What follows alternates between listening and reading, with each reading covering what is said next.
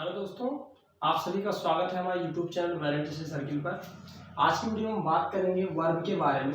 कहा दोस्तों, all the action words are called verb, यानी सभी क्रियात्मक शब्दों को क्रिया कहते हैं। इनकी काइंड्स जैसे देख सकते हैं दोस्तों, कहा there are two kinds of verb, पहला हेल्पिंग वर्ब, दूसरा मेन वर्ब। और इससे एग्जांपल देखिए मैंने दे रखा है दोस्तों, कम हो गया, को हो गया, ईट हो गया, सिंग हो गया, आना जाना खाना नहाना, ये सब आपके क्या है वर्ब हो गए। अब यहाँ देख कर हेल्पिंग वर्ब क्या है दोस्तों, यानी helping verb it helps to understand the tense. यानी जो हेल्पिंग वर्ब होता है वो क्या करता है, हेल्प करता है हमें किसके लिए, अंडरस्टैंड यानी समझने के लिए, द टेंस माने काल, यानी किसी भी टेंस को समझने के लिए हमें हेल्पिंग वर्ब हेल्प करता है। मेन वर्ब क्या होता है दोस्तों, कह रहा है it describes the main work of a sentence, यानी यह जो है किसी भी सेंटेंस का जो मुख्य कार्य क्या है उसको बताता है, उसको बोध कराता है। ठीक है दोस्तों, काइंड्स ऑफ हेल्पिंग वर्ब क्या हो जाएंगे, कह रहा there are two kinds of helping verb. ये सहायक क्रिया दो प्रकार की होती है। पहला आपका होता है प्राइमरी ऑक्सिलरी और दूसरा होता है मॉडल ऑक्सिलरी। प्राइमरी ऑक्सिलरी दोस्तों होता है जिसे आप कह सकते हैं मुख्य सहायक क्रिया, और मॉडल ऑक्सिलरी का मतलब होता है रूपात्मक क्रिया।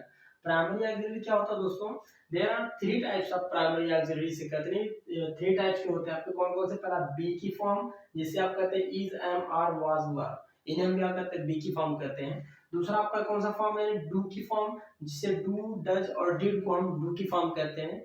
तीसरा आपका है हैव की फॉर्म, जिसे हैज हैव और हैड इसके अंतर्गत आते हैं। तो इन तीनों को हम प्राइमरी वर्ड के पार्ट्स कहते हैं। और आपका दूसरा है अगला मॉडल आपका है। मॉडल में आप जानते हैं दोस्तों कि there are a number of modal verbs, यानी बहुत सारे वर्ब आप मॉडल वर्ब के पाएंगे।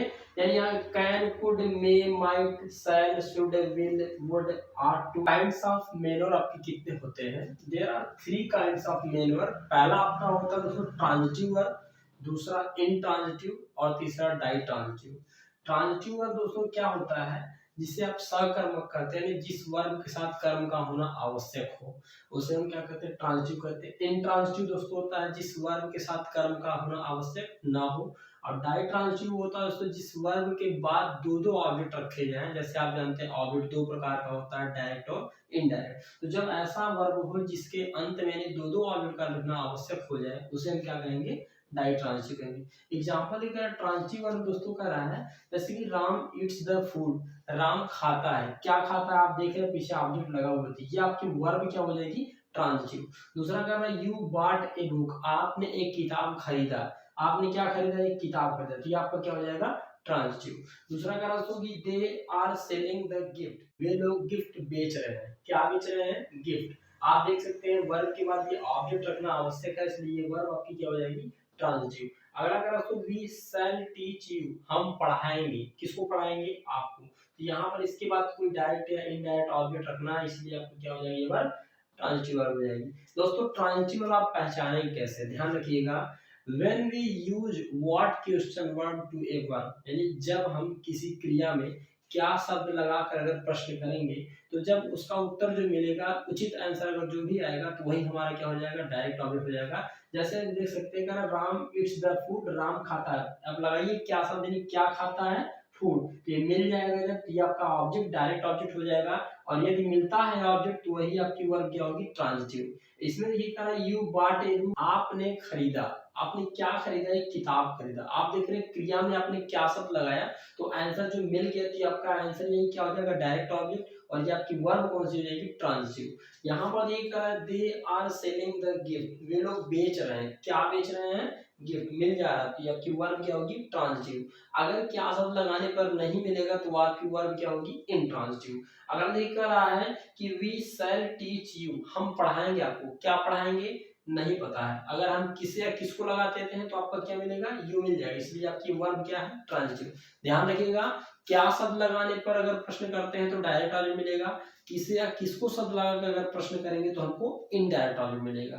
तो इंट्रांजिटिव वर्ब क्या होती है, अकर्मक क्रिया जिसे कहते हैं, जिस वर्ब के साथ कर्म का होना आवश्यक ना हो उसे हम कहते हैं इंट्रांजिटिव वर्ब। जैसे एग्जांपल देखिए कह रहा है राम डांस है, और कह रहा राम ने डांस किया। अगला कह रहा है यू बेंट, आप झुक गए, आपको पता बेंड माने झुकना होता है, बेंट माने झुक गए।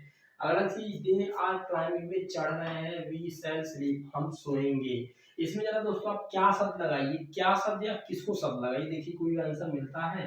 राम डांस, राम नाचा, राम क्या नाचा, मिलेगा नहीं मिलेगा। तो इसका मतलब वर्ब आपकी क्या है, इंट्रांजिटिव है। चलिए कहिए राम किसको नाचा, इससे भी आप नहीं पाएंगे, इसलिए आपकी क्या है, इंट्रांजिटिव। अगला अगर दोस्तों यू बेंट, आप झुके, आप क्या झुके, नहीं मिलेगा। तो ये आपकी वर्ब क्या है, इंट्रांजिटिव। आप किसको झुके, आप किसे झुके, नहीं मिल रहा, इसलिए आपकी क्या है, इंट्रांजिटिव। अगर दे आर क्लाइंबिंग, वे चढ़ रहे हैं, वे क्या चढ़ रहे हैं, मिलेगा नहीं मिलेगा। इसका मतलब वर्ब आपकी क्या है, इंट्रांजिटिव। अगर दोस्तों वी शैल स्लीप, हम सोएंगे, हम क्या सोएंगे, नहीं मिलेगा। इसका मतलब क्या है, इंट्रांजिटिव। जरा इसमें ये भी लगाइए कि हम किसे सोएंगे, हम किसको सोएंगे। तो आपको इससे कि दोनों अगर तो तीन आपको प्रश्न एक साथ बताया हूँ। दोस्तों कह रहा है डाइट्रांजिटिव वर्ब क्या होती है, जिसे आप द्विकर्मक क्रिया कहते हैं।